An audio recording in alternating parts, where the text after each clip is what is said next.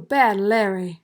What's up, everyone? Welcome back to the Bad Larry Kingdom. I'm your host, Bad Larry, and today's episode reviews Power Pack issue number 42, which is part 17 in the Inferno series. Check out my Inferno playlist to get caught up if you're new. This issue is dated December 1988 and has the unique privilege of having both the writer and artist be the same guy, John Bogdanov, who we have seen recently pencil Exterminators and some X Factor issues as well. This issue is titled Revenge of the Boogeyman Part 1, and I will say the creature on this cover is mighty ugly. It's a simple concept and execution, and given the fact that old John had to write this issue as well as draw it and the cover, I give him a little leeway, so I rate the cover 73 out of 100. It's not too hard to draw something really ugly as opposed to drawing something very beautiful, but the cover does the job. Why does the credits page have no color when these Power Pack kids are all about being colorful? I don't know. Ask Glynis Oliver, the colorist on this book, why she skipped this page. The tubby white fella falling through limbo is named Douglas Carmody, aka the Boogeyman. He wrongfully believes the Power Pack kids are mutants and are responsible for all his problems. He wants to kill the Power Pack kids. He's an a-hole.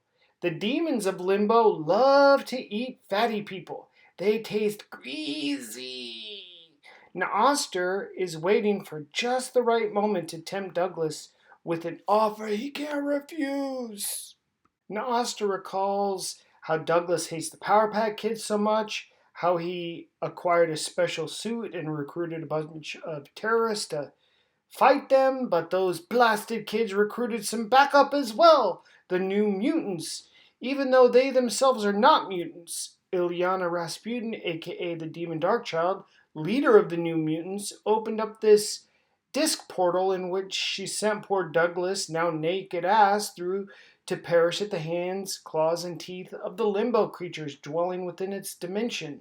Noster, a demon master himself, has scooped up poor Douglas and has chewed away his humanity, transforming him into a demon puppet minion. Dr. Jim Powers trudges home 54 blocks in 90% humidity, 110 degrees in the shade, all through noxious, trash-filled, disgusting streets.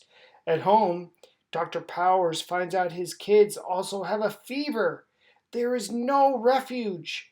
Out of all the tie-ins for Inferno series, this issue represents this unrelenting heat, the effects of Limbo Dimension coming to Earth's dimension, and what that experience would be like for a regular human civilian, I think the best. I love how Dr. Powers' skin is so hot it looks almost purple. You can almost feel and smell these pages. Excellently done. Dr. Powers is checking on his kids. Even though they have powers, they still seem to be able to get sick. A lot of their abilities are energy based, so I'm unsure why the kids are so sick. Katie, the littlest one, is the worst off with a 107-degree temperature. Dr. Powers wants to run her a cold bath to cool her off, but the mom wants to clean up the bathroom a little bit first. Here we see the inanimate objects messing with these people. The grime is alive. She is cleaning and cleaning and cleaning, much like a hellish torture, and nothing stays clean. She thinks it's the heat driving her crazy. The cold water won't come on. Don't you feel actually trapped in this scenario? No escape at all from the heat. If you think of running to the car to blast the AC, just remember, in the Avengers episode, the car came to life and fought Jarvis and Captain America. No machine is safe. Nothing is safe in Manhattan. The best thing is to literally get the hell out of there. Dr. Powers tries even the hot water, thinking they will cool it off with ice cubes or something, but the system spews out scalding gunk.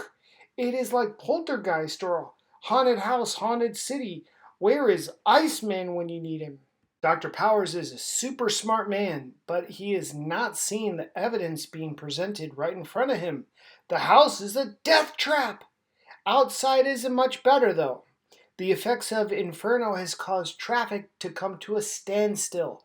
The cars adding to the already sweltering heat. People inside their cars slowly melting to death. People are going crazy. The local gangs are upping their activity, robbing helpless motorists trapped in their vehicles. A punk has scored a huge bag of coke from some businessman. The boogeyman repays his actions in kind by popping his head like a pimple. Yikes! At least here on this page, the kids address why and how they are sick. We know they have healing powers and should be immune to regular illnesses, but apparently this illness they suffer from isn't normal. We know that it's demonic. They realize they could cure themselves by activating their powers, but have kept being superheroes a secret from their mom and dad. So instead of curing themselves, they sit and suffer to keep their powers a secret. The boogeyman is going full capital punishment on all these hooligans, slashing and smashing them like they're paper dolls. The fat guy in the Lincoln is cheering them on, yeah! He's tired of seeing these young thugs destroy society with their hooliganism, drugs, and violence. He's happy they're getting what they deserve. Well, the fat man should have kept his fat lips shut. Boogeyman is on him next, killing him for being loud, obnoxious, and fat. What we learn is that the Boogeyman can liquefy himself, kind of like the T-1000 liquid Terminators. So we know Boogeyman is gross looking, super strong, and can shapeshift into liquid and then back to solid, allowing him to pass through nearly any obstacle he wishes. And oh man, he ugly. He has the biggie arm and the small arm, gnarly green teeth, and a superiority complex. Oh, and his main mission is still to kill the Power Pack Kids. Wow, it is quite rare to get 2 splash pages in one comic book. It's a treat. Ilyana Rasputin just opened a disc portal bringing her new mutant team, as well as a horde of limbo demons into Times Square. She cannot close the disc portal. She's claiming she no longer is in control of Limbo. That power now belongs to Sim. Not good. Man, when you give an artist the chance to be a writer, he goes overboard with the words. For real. Dr. Powers is pondering the cause of all these seemingly unnatural occurrences when the radio comes on and basically explains everything to him. And he ponders the question of why the Avengers disbanded when the city so desperately needs them now. Well, we covered that already in the Avengers 298 episode. That is part 9 of this Inferno series if you want to check it out on my playlist.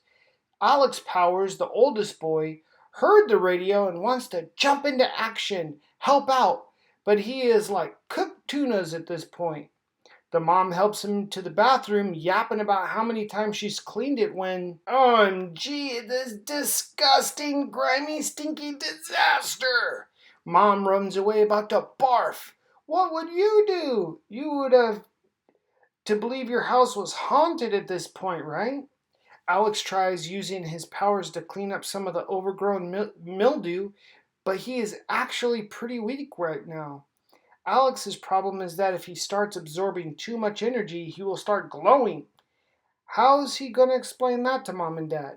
Suddenly, the mildew in the toilet started attacking him. It's a lie! Mom runs to Dr. Powers' dad.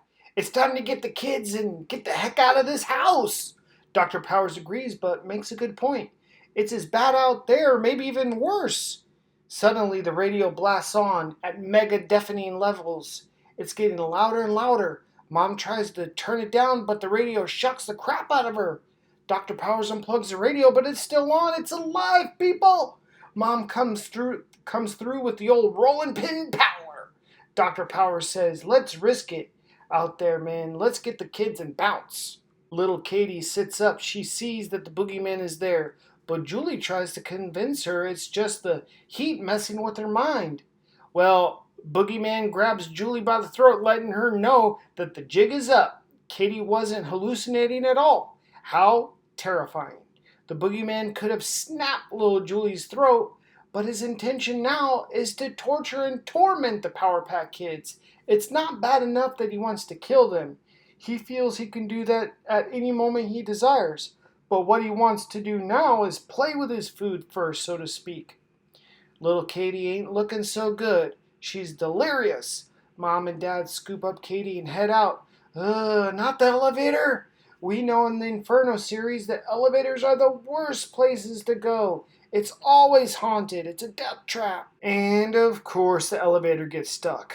And the boogeyman rips open the ceiling. Here's Johnny!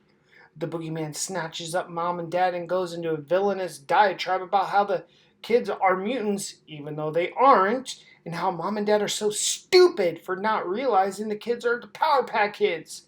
The boogeyman gives the kids an ultimatum: reveal themselves as Power Pack kids and try to save Mom and Dad, or watch as boogeyman snaps their necks. What do you think the kids choose to do? They suit up, boot up, and have clearly healed up, and now that they have powered up, and now, well, the jig is up, and it's time to knuckle up. Hey, I've really enjoyed this issue of Power Pack. I rate it an 88 out of 100. I really enjoyed how John Bogdanov portrayed the unyielding heat experienced by the Manhattanites. Probably better at that specifically than the previous issues thus far in the Inferno series. I felt quite immersed in this issue, which is the ultimate purpose, right, of the comic. The only thing that brings this issue down a bit is some of the art is a bit childish. Not all, but some of the pages. And then there was a slight political line about greenhouse gases, which actually was pretty much glazed over, but was still a tad annoying. Ultimately, I would definitely recommend this issue, and stay tuned for part 18 of the Inferno series, staying here with the Power Pack issue in issue number 43, which I have shown here. It looks like a boss battle between the Power Pack and the Boogeyman. I am excited for this one.